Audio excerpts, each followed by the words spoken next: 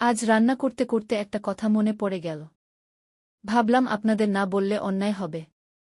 জানেন, ট্রিপে যাওয়ার আগে আমরা সবাই কত প্ল্যান করি। কে কি জামা পরবে, কে কত ছবি তুলবে, কোথায় কি খাব, সব ঠিক করা থাকে। কিন্তু শেষ পর্যন্ত হয় কি জানেন?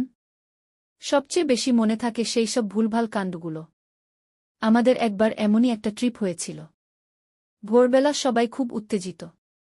একজন তো এত তাড়াহুড়ো করে বেরিয়েছিল যে 2 রকম চটি পরে চলে এসেছে।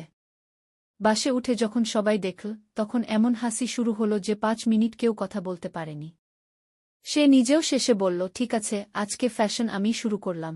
এরপর একটা সুন্দর জায়গায় পৌঁছালাম। চারদিকে শুধু সবুজ, ঠান্ডা বাতাস, পাখির ডাক।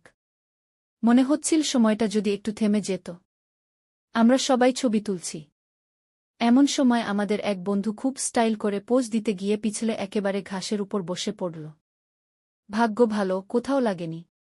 কিন্তু ও উঠে প্রথমেই বলল, কেউ ভিডিও করনি তো? তখন সবাই একসঙ্গে বললাম, ভিডিও না করলেও এই দৃশ্য কোনোদিন ভুলব না। জানেন, তখন একটা জিনিস বুঝেছিলাম। ট্রিপ মানে শুধু নতুন জায়গা দেখা নয়।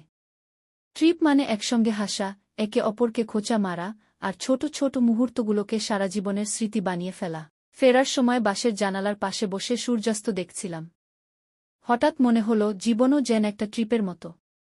কিছু মানুষ মাঝপথে নেমে যায়, কিছু নতুন মানুষ উঠে আসে। কিন্তু যাদের সঙ্গে হাসতে হাসতে পথটা কেটে যায়, তারাই আসল সঙ্গী। তাই সুযোগ পেলেই নিজের মানুষদের নিয়ে কোথাও ঘুরে আসুন। খুব বেশি টাকা লাগবে না, খুব বড় জায়গাও দরকার নেই। দরকার শুধু কিছু আপন মানুষ আর একমুঠো ভালো সময়। বিশ্বাস করুন, অনেক বছর পরে জায়গার নাম ভুলে যেতে পারেন, কিন্তু সেই হাসির মুহূর্তগুলো কখনো ভুলবেন না। আচ্ছা, আপনাদের ট্রিপের সবচেয়ে মজার ঘটনাটা কি? কমেন্টে অবশ্যই লিখে জানাবেন। আমি কিন্তু সব পড়ব।